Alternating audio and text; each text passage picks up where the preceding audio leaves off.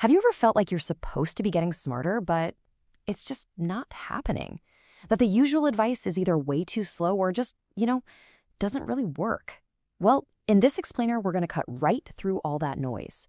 We're talking about a simple, powerful, and super direct path to real intelligence. Let's jump in. Okay, so let's start with this because it's hilarious and kind of true. The traditional path to being smart is laid out like this epic, decades-long journey.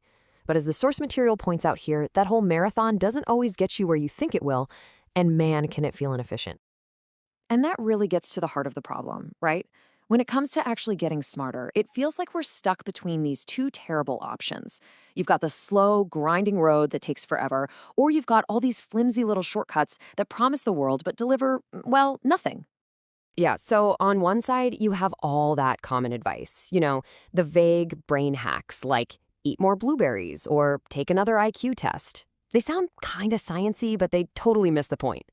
And then on the other side, you've got this simple, no-nonsense truth.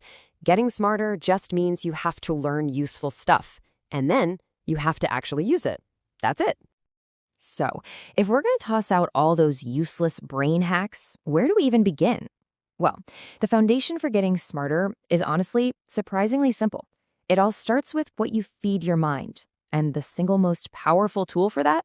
Just reading. But what exactly should you be reading? Well, think of it like this. Reading fiction is like going to the gym for your brain. It builds up your reading muscles, right? It makes you faster, expands your vocabulary. Nonfiction, on the other hand, that's like the protein shake you drink after the gym. It's the raw material, the facts, the skills, the interesting knowledge that you can actually use in conversations. Oh man, we've all met this person, haven't we? The well actually guy. You drop a fun fact and they come in with this. See, dropping knowledge bombs like this might make you feel smart for a hot second, but it is an absolutely guaranteed way to make everyone around you instantly dislike you. Now this is the secret sauce. Look at the difference. By framing the information as something you just discovered yourself, you invite people to learn with you. It's the difference between saying, I'm smart and you're not, and, hey, check out this cool thing I just found out. It makes you sound smart, but also humble and approachable. So the really crucial point here is that how you share what you've learned is just as important, maybe even more important, than what you actually know. The real goal should be to start a conversation, not just to correct somebody. That's what people perceive as true intelligence. Okay, but getting all this great information into your brain is really only half the battle. Now we have to talk about how to make it stay there. And this is the step where most people fail. And it's the absolute key to turning what you read into real, usable intelligence. Okay, so think of your brain like a super ruthless bouncer at a very exclusive nightclub. It is constantly looking for information it thinks is useless and just throwing it out to save space. So to get your new knowledge past that velvet rope, you have to prove to the bouncer that it's a VIP. And the only way to do that is to use it. And the really great news here is that you don't have to know everything to be good at something. It's that old 80-20 rule. A lot of the time, just learning the core 20% of the knowledge on a topic is enough to master about 80% of the actual skill. So a little bit of applied knowledge goes a really, really long way. But this brings up a huge question, right? It's super easy to say, just go practice. But what if you can't? Like, what if you just read a chapter on how to jumpstart a car, but you don't happen to have a car with a dead battery just sitting around waiting for you? What do you do then? So there are two amazing ways to solve this. First, there's direct application. You read about it, you immediately go do it. Simple. But if you can't do that, there's this other incredible tool, active imagination.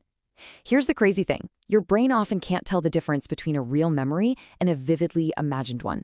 So by just walking through the steps in your mind, you're signaling to your brain that this information is important. You're basically tricking it into thinking you've already used the skill. And honestly, this is the secret behind how the entire school system works.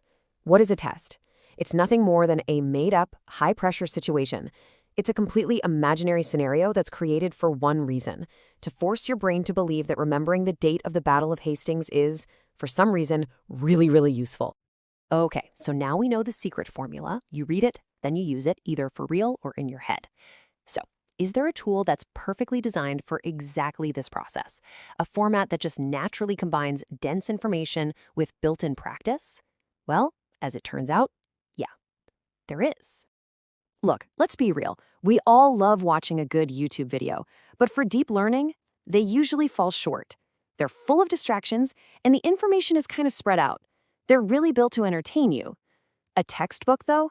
A textbook is a heavy-duty tool.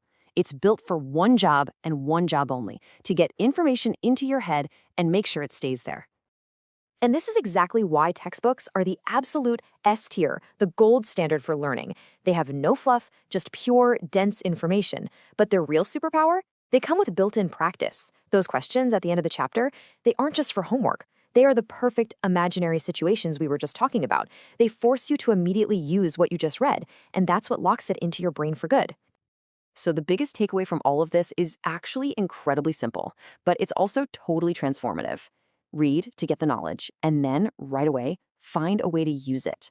It doesn't matter if you apply it in the real world or you just practice it vividly in your imagination. That's the little switch that turns plain old information into actual intelligence. So the only question left is, what knowledge are you going to make useful today?